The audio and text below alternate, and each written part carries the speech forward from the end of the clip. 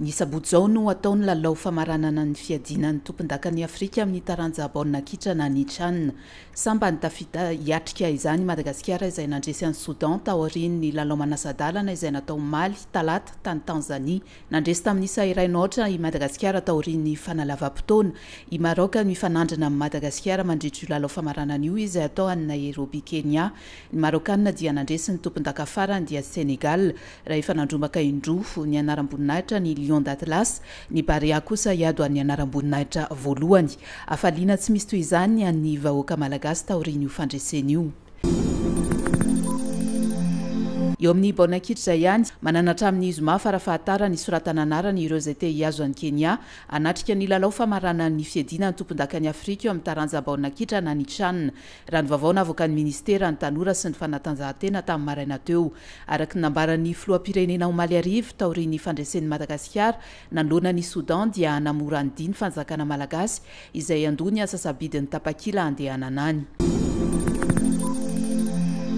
Nanaiky ny anoy ny fisahanana ny andraikitry ny tale jeneraly Madagascar Airlines i Thierry Bailleul. Raha ny fanambarany dia ny fanjakana malagasy ny filakevim-pitatana ny kompania pitaterana anabakabakio no nangataka ny fanalava-potoam-piasana taminy.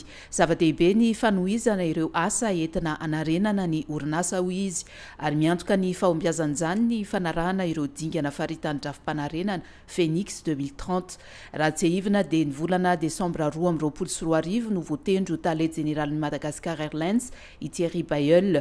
Roa taona no faharetan'ny fe-potoana voafaritra tao anatin'ny fanarahana arak'asa nomena azy, izany hoe tapitra ny volana Desambra 2024. Efa nohalavaina enim-bolana nefa izany ary zao nohalavaina indray izao araka ny fampitam-baovao nomen'ny serasera ny Madagascar Airlines. Trano hazo miisa 10 sy trano biriky miisa 9 no kilan'ny afo maly talata tetsy Anosy tamin'ny 7 oraly nalatsaka fahatelo no tonga teny an-toerana ny mpamojivohina namon'ny afo raha nahareny ny tranga tamin'ny 7 oralina sy fahatelony teo. Somary nanarotsarotra ny fitohanana teny an-dalana ka izay no niteraka ny fahatarana. Raha ny fanazavana avy amin'ny tompon'andraikitra iray eo anivon'ny sampana mpamonjivohina eto Antananarivo. Adiny iray sasany taorian'ny nahatongavan'ny mpamonjivohina ny voalaza fa vaofeta teraka ny afo raha toa ka tsy mbola fantatra mazava hatreto na ny ora ny atombohany na ny antony nahatonga izany. Tsy nisy ny naratra na ny ananafohy tamin'ireo fianakaviana miisa 420 traboina. Sara-pidirana nadritra ny taona 424 mitetina iray lavitra ariary eo no nitsinjaraina ho an'ny komity manohana ny valan-jaba-boary miisa 20 avy amin'ny komina manerana Nosy. Naverin'ny Madagascar National Parks ny fizarana ny ampahambola azo amin'ny sara-pidirana amin'ny valan-java-boary rehefa niato nandritra ny 10 taona. Komina mandidina ireo valan-java-boary tatan'ny Madagascar National Parks izy ireo. Arakaraka ny tany mpizahatany vahiny tonga mitsidika ny valan-java-boary tsirairay no amaritana ny fanampiana azon'ny ireo valan-java-boary raha nambarany teo anivon'ny ministera ny tontolo iainana sy fampandrosoana Lovainjafy.